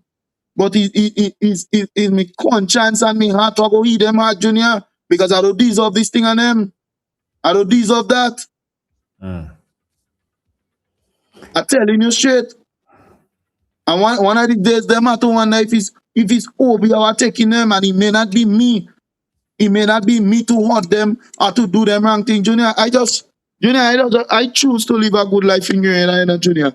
Junior, as I tell you a while ago, I just help a lot of people. I just do a lot of things for people. I just give a lot of people things. And I have people who just tell me about any problem you have with this person, any problem you have with that person, any problem you have with who, but just tell me we going for them. We going and do them things. Junior, I just choose to be honest and live good in Grenada. Because I find that is the right way. Because, Junior, any wrong thing I do, my conscience just beat me. God just punish me and I just feel it. Any wrong thing I dip me hand in, I just get me punishment. And from I get it and knowing exactly what it for. So I just pray and I just try my best to live my life to please my conscience. What I know is wrong, I don't partake in it. I don't entertain in it. I don't support in it. You understand? Anything me have to beat fast before I do, or to look around to see who watching before I do it, Junior, and not partaking in these things. Because I know I go do it, and it go behind my conscience for a while, and my conscience go beat me, until I will get my punishment, and I know exactly what it for. Yeah. I choose to believe good, and I just want to keep on that path and focus on myself, focus on helping my family, and focus on helping people around me in and out of me environment. Junior, I go in town the other day. And I see a lady selling. She had about 4 kids walking around selling bread nut in a bucket. Junior, I was on the terminal drinking beers. Me and Steffo. When the woman passed, like everybody she checked to buy bread nut. Junior, it's like everybody telling her now they don't want because, and let me be honest, the woman wasn't looking to the best presentation possible. You know, the bucket was kind of dirty. She and them children walking around, they don't clean, they don't have good clothes or whatever. And you know, people skeptical to what they eat. You understand? So when I realized that nobody, that woman asked everybody they want bread, not buy, nobody don't want. Junior, I pull out $100 in my pocket, I wrap it up small, and I just go and I stick it in she and watch. When the woman open she and she see the $100, it's like Christmas, I reach out the woman. The woman say, oh God, mister, thank you, thank you. The woman slap the child she was walking with, and she said, tell him, mister, thank you, tell him thank you. I said, no man, don't go through that, you don't have to do them, you know. It's like the woman so excited for Junior and all these things and him is blessing upon me and my life. You understand? That why God will always pull me bread basket and I would never hungry, not thirsty. I don't know money, I don't know big set of money, no bank, and nothing, Junior. But just the kindness of me had the harm me living comfortable and have people blessing me just like others bless people. Just saw people in America, Canada, England, who are just send things for me, clothes, shoes. Junior, I don't know when last I buy a pair of shoes. I don't know when last I buy an outfit. Because there are people in America, Canada, England, who will just call me and say, what you want, you need anything? I come in here, you need anything? And clothes, shoes, hat. Sometimes I have friends who will just message me and say, look, I send them money for you, go in Western Union and collect that. Go in money, grab and collect that. I doesn't ask them for nothing. It's like every more I do good, more people just bless me. You understand? So I just choose to live my life on the positive side and stay positive and try to live good within my means. You understand? And everything else just come naturally because of the kindness of my heart. But I just find this thing going too far now with this victimization. How much more I could take? Junior, you have some youth in Grenada, Junior. You have some youth in Grenada, they're desperate. And that is why a lot of crimes just happen in Grenada. Because I have a problem with you, but I just go around them youths, I give them weed to smoke, I give them Mali to pop, and you give them weapon, and they just go and do thing. Junior, and Mali and thing is drugs that anything you're predicting in your mind, so you just tell them what to do, you tell them what you want, and you give them thing, you give them Mali to pop, you give them gun, you give them ammunition, and just let it go and do thing, because what you're preying in your mind, when you take Mali and these drugs and them, Junior, that is what you want to do. So I could live nasty if I want to live nasty. If you call Granville police station right now, ask them how much time they just call me to find out about this or find out about that, or to talk to that person there to see if I could seize that. Junior, he does have wine subbies and I just be the one to put peace. I just help the police do their work. And you could call who in charge of Granville police station now, you could call and find out. So I don't deserve this thing.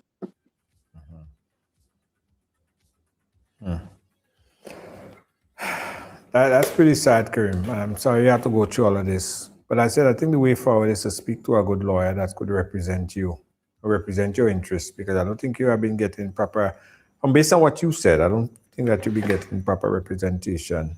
And I ask myself that many times too. I say, I wonder if I deal with the right person, if I dealing with the right person. I wonder if I have to spend money to bring. But to me now, that hurting me too. To go and spend thousands of dollars and something that you've been victim. Just imagine, they charge you for something you don't know about. They charge you for something you didn't do. And you have to go and pay thousands of dollars now for a lawyer to go and represent you to defend you. Yeah. That money could help how much people? Yeah. So listen, what I'll do, Kareem. As I said, I'm going to put you in touch with this lawyer who I'm good friends with, right? And let's take it from there and see what could be done. And hopefully people hearing your story here tonight would look at you differently, because a lot of people didn't know a lot about what's happening to you. I guess they get a better sense, a better idea as to what you've been going through over these years, you know? So I really appreciate you sharing your story with us here and Right Along, and hope it change and give people a better understanding. Sometimes when you're accused of something, that doesn't necessarily mean that they should throw you under the jail. There is two sides to a story, and some people that accuse people, and the law sometimes takes one side and prosecute the next person and put you through the whole system. For Junior, what? Junior, and I know definitely after that encounters and them I had there, Junior, I know definitely it's people who have problems with me, or one or two police, because I don't have no problem with police. I respect police, and a lot of them respect me too. You understand? I don't have no problem with police. I don't have no problem with my shit. You know, like, you have some man about they don't like police and F police and this police, and Junior, I'm not like that. Right. I like the police, they put in peace. Maybe if it wasn't for the police, I might have been dead already too. So I don't have no problem with the police. Junior, you could call Granville police station now and you could ask them, you know. You know, I just get my letter and thing from the Eastern Division of the Granville police station for sponsorship for stuff and thing too. That means we have a good relationship, we have a good friendship. You understand? It have a lot of good police. Look, the last time them police and them had award ceremony and I donated a whole bucket of fish, 50 pounds of fish free to them. You understand? So I don't have no problem with them. To me and the police and them in Granville police station, we have a good friendship. We don't have no problem. We don't have no beef. You understand?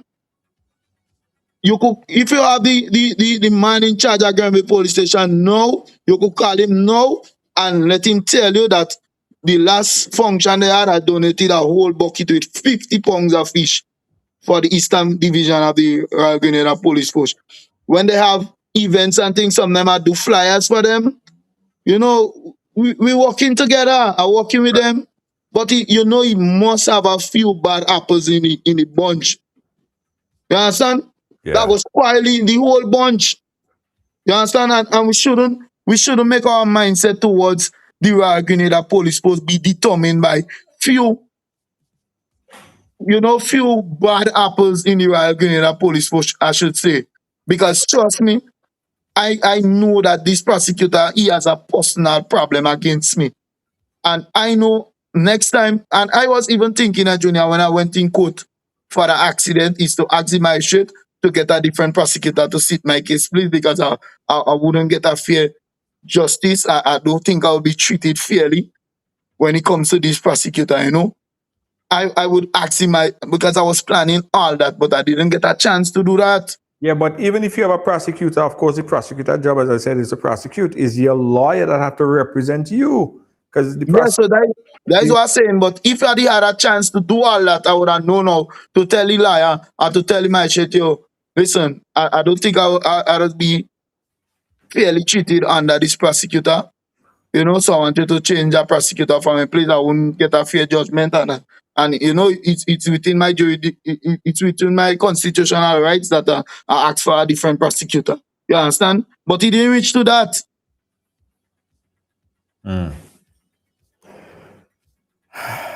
Let's You understand? And Junior, I have a screenshot to post with a certain traffic warden. Right? Listen, you have a picture of the traffic warden because I don't want to post the picture. That might lead I to. have a screenshot from the traffic warden. Okay. Right? Okay. I send it to you. Just load it up for me, please. And I'm posting this to say, right? As a man, Junior, the only problem police in Grenville go have with me, I just be doing deliveries. In Grenville, fish I don't sell. I don't sell seafood. So most of the time I driving in and around Grenville is deliveries I doing. Right? It's deliveries I doing to restaurants, people who have their little private business around selling their little fried fish and their little this and their little that. You understand? Right. Most of the time you see me driving, a lot of people don't even know that. Most of the time you see me driving in the back of my van full of fish, or full of lambi or whatever seafood, I doing deliveries. Right? And Junior, I like my music. So if you see a passing through the tongue of Grenville and I play my music loud or whatever the case may be, right? It's your right to upkeep the rules and regulation of the Royal Grenada Police Force to issue me a ticket. Right? Right. Now, I went by the fish market the other day and yes, my music was playing loud. Right? Yes, my music was playing loud. I have a little songs in my van and there is my peace, there is my comfort. Music is my therapy. And yes, my music was playing loud, but I wasn't around no police station. I wasn't around no schools, and I know definitely, even though you allow music in your vehicle, once you're around schools, churches, courthouse, police station, you load on your music, right? So I went by the fish market, but my music was playing loud. Now, apparently, this man who doing security, they have the security company by the fish market in Granville. That was he newly came around there, right? But normally on a Friday, I just be by the fish market, playing me little music. We drink a little beer by the fish market and we enjoy ourselves positively. No harm, no danger to anyone, no conflict, nothing like that. So I was driving through with my music playing. And this man go just stop me from nowhere. I don't know the man didn't know me. But you know wrong in music. I said, excuse me. I said, who talking to so? And I drive out because I find the man was very disrespectful. Now I went in the fish market, collect a bucket of fish to drop for heads in Sobeys. And on my way going down, Prince stopped me right in front of the police station in Grenville. Mind you, at that time, the music wasn't playing. And we just call and get a report about you. You was playing loud music by the fish market. Police station there. So police station, Prince called a traffic warden to east.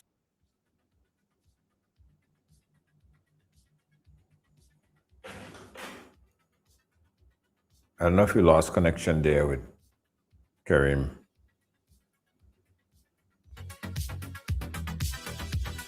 All right, guys, it seems like we lost connection there with Kareem. Let's take a quick commercial break and see if we could reconnect. Stand by, we'll be right back. Oh, you back? Okay. All right. We lost you there for a bit. You So hear you me? are the policeman. You hear me? I hear you good. Yeah. Are you back now? Yeah. So you as a policeman, you don't hear playing me music, a man call and make a report to me. You don't give me the ticket for yourself. You call a warden to give me a ticket for the loud music. I say, Prince, if you believe a stupidity, I say, I know you're trying to because the same young police officer told you about that have been victimized by she boyfriend. Oh. So he called the warden to issue me a ticket. That one, Junior, decided to go in court for that, because at the time the man see me, when he tell me pull inside the station, I wasn't playing no music. Right? So up to now, I don't hear about that case. I don't know if he go up, I don't know if he go down, I don't hear about that ticket. No time I take the ticket, they write me the ticket, I take the ticket and I go my way. But up to now, I never hear about it again because I decide I'm battling with them for this one because I didn't deserve that. But anyways, I just play my music in Grenville. I like my little music. But if you see me doing something wrong that is against the law or whatever, what you need to do is stop me, pull me over, and give me a ticket. And even though you sit with your colleagues, I want to post the screenshot for me, Junior. You sent it? Okay, hold on. Let me pull it up.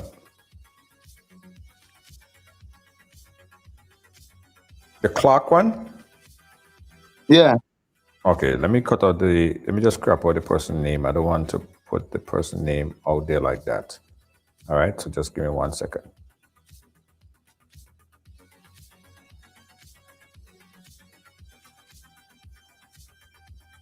Right, okay. I was able to do that. Let me send it over now. And guys, while we do that, you're watching Right Along Live. A little bit over time, but it's necessary. All right, okay, so that's the screenshot right here. And I had to crop the person's name a bit. All right. Yeah. And I don't know who it was because every day he in Grenville, no seatbelt. He on cell phone driving, sometimes loud music, and he figure nobody can stop him because social media for everything. Junior, to me, that is to see that screenshot from a traffic warden, it's a form of concern, right? And some people might see a different picture of it, they might get a different impression of it, but remember I just tell you, it's like they're sitting on in the congregation and they having conversation, and it's like they just want to come out on the streets and victimize you, even though you and them never had nothing. You see? Tell him we're observing his behavior still. That is the warden? Yeah. Social media post? And a social media person, lack of professionalism. You understand? Tell him we're observing him still. You know? We're observing still. We're observing his behavior still. What I mean, if I'm doing something wrong and I deserve a ticket or whatever, and Junior is one man, a ticket is 75, 100, whatever the case may be, Junior, and not leaving out work 4 and 5 times to go in court for $100. Junior, when I get that ticket, even though I'm wrong, all right, Junior, I pay the ticket. Because with this court system, you never right. Once it's against the authority, you never right. You're never lucky to win. And Junior, I'm a man that is being caught. Junior, if I get a ticket now from a warden, whether it's true or it's false, whether I'm right, whether I'm wrong, I pay the ticket. Losing out to walk alone to go up the courthouse step is more than $100 for me. So and sometimes you're going to court for a seatbelt. The matter is today, they put that for next month. When you go back next month, they put that for the following month. So you lose out 3 days to go to court, and then they go still charge you more than what the ticket is. So Junior, if I get a ticket now, I pay me ticket. So if you see me doing something wrong, ticket me. Don't come on the media as a big traffic warning and post this kind of thing under my post. It's a form of concern because this is the lack of professionalism. Even though you sit in the station and are observing me between your colleagues and I think to come and post on the media. And the mere fact that she could say, tell him we're observing his behavior. You know what I mean, Junior?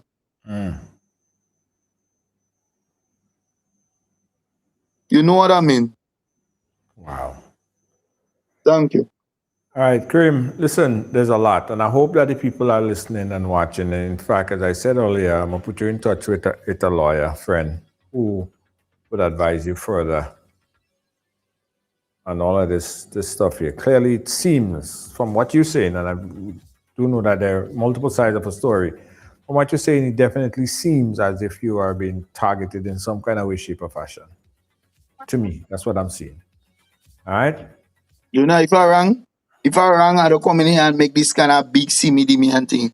When I rang, I go in the courthouse and plead guilty and beg leniency from the magistrate unless she charge me least money or the smallest money or whatever.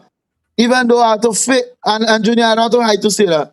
And you have a lot of man who does play superhero and want to be going in front of the magistrate and be disrespectful and feel like you run things or you could talk to the magistrate. Junior, no. No. If I bong somebody, and let me make a special announcement to drivers on the road in Grenada, right? We paying insurance for a reason. Right? Junior, if I bong somebody, I had 2 accidents already. And I go in the court and I pleading guilty. Right? And I go in by my insurance. Before I even reach in court, I go by my insurance and claim. So the 2 accidents I had prior to that, I go by my insurance and let them know, listen, I accept the liability when the police come. And I go by my insurance and claim and let the insurance fix them vehicle. That's what we paying them for. Yeah, some people that don't like it when you meet up in an accident, like it's so much a big drama, like it's so much a big this. We paying insurance for a reason. When you're wrong, accept liability and let the insurance compensate them people and them for the damage to the vehicle. That is what we paying them for. Right, yeah. And Junior, if me and you meet up in an accident, even if I wrong sometime, I mean insurance better than yours, by you can't catch insurance in Grenada, you can't win them. You can't win them. Accept liability if you're wrong, let the insurance fix. That is what we're paying them for.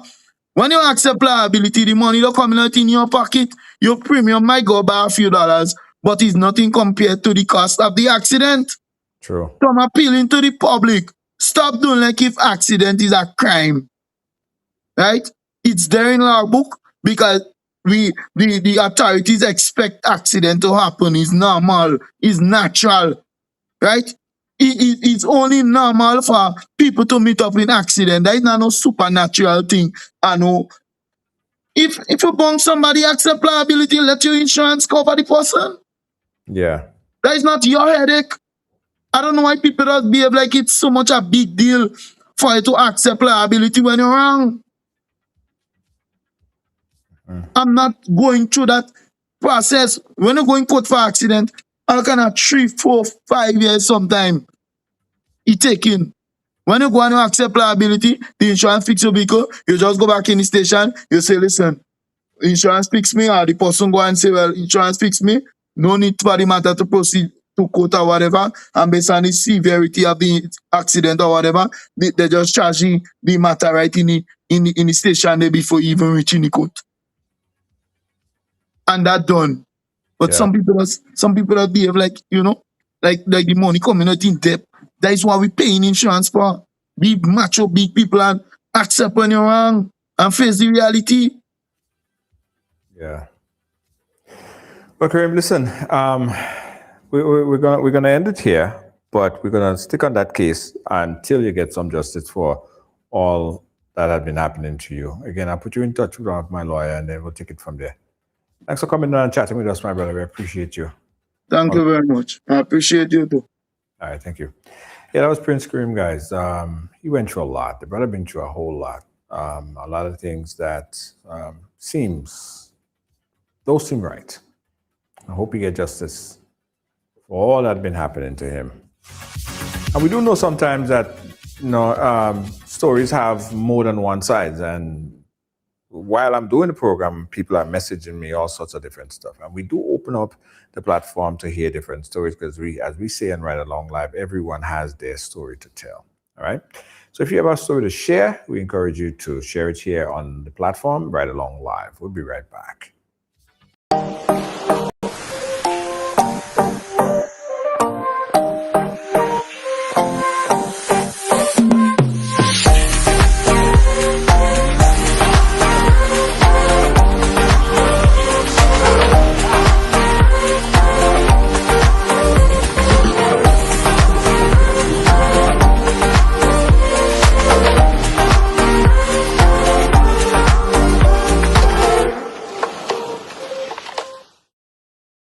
On Saturday, May 16th, Brooklyn will come alive with live acoustic performances from some of Grenada's top local acts, setting the stage for an evening that celebrates culture, cuisine, and community.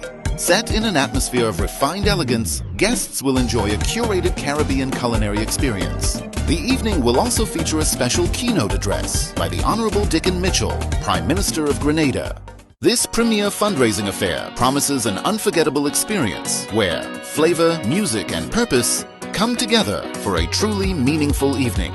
Tickets are available now on GoToFate and Eventbrite. Secure yours early and be part of an extraordinary night. Spice Indulgence, an evening of heritage, connection, and impact. There's a new way to move in Grenada. Ride Go. Ride Go is here.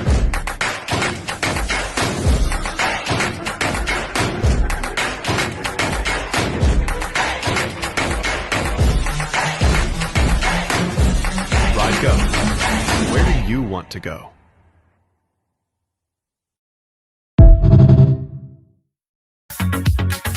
Hey guys, we'd like to thank everyone who support this platform and in the effort to see this platform grow, been going from strength to strength. A special thank you to the sponsors, because you guys really have stuck with us over the years. We want to say thank you so much. And if you have a business and you want to advertise on Ride Along Live, give us a call. We could take your business from zero to hero real fast. Right? So advertise your business on Ride Along Live. Be amongst the thousands that get great benefit from advertising here. It pays to advertise. Also want to tell you guys quickly about Ride Go. We've been running this ad for quite a few. Ride Go now is becoming the fastest growing ride share on the island. So if you need a taxi at any time, right? You need a taxi, you're sitting at home, or you want to go out, you want to hang out, you don't want to drive. Ride Go is an app that you download in your phone. So you download that app in your phone. For those of you who are familiar with Uber or Lyft, it's the same concept. And whenever you need someone to pick you up, you basically request a ride from the app and you have a driver that comes to your home, pick you up and take you to wherever you need to go. It's simple. It's a real simple process, right? You would get to know who the driver is. You have connection with the fares. You know what the cost even before you start the trip. And for those of you, for parents who are sending their kids out, you could track the ride from the time you leave your home until you get to the location. So download Ride Go from the App Store right now. RYDEGO. It's an app that you definitely must have on your device. Check it out. Looking for the ultimate island experience? Hop on the Ride Tuk Tuk Rum Punch Tour and explore Grenada like never before. Feel the tropical breeze, sip on authentic Caribbean rum punch, and cruise through Grenada's stunning scenery in our unique and fun tuk-tuks. It's the perfect blend of adventure and island flavor. Book your unforgettable tour now at ride.gd or call 473-422-1011. Don't just see Grenada, experience it with Ride Tuk Tuk Rum Punch Tours today.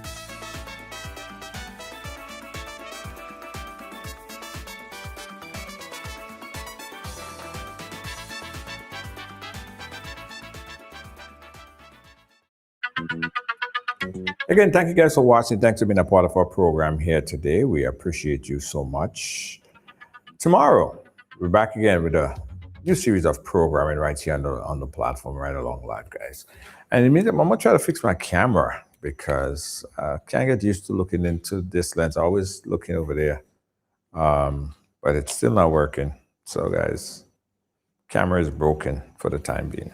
Hopefully, I get it fixed. So, if anybody know how to fix this camera, the power, I don't know if it's the power, it's just not powering up. All right, hit me up. It's a Canon, and the power is not coming on. So that's the issue. All right. Hopefully, you just need some rest, and you're going to start working by tomorrow. Anyway, thanks for watching, guys. Thanks for being a part of our program today. I'll catch you guys again tomorrow. Good night. Oh, I must also say that for the Easter or whenever, this is for whenever, the Ride ATVs are here. And if you want an exciting excursion with family or friends, yeah, jump on an ATV, guys. Get all your friends together and let's ride. Ride ATV. It's fun, man. Riding through the trails. It's amazing. Check it out. Catch you guys tomorrow, right here and Right Along Live. Good night.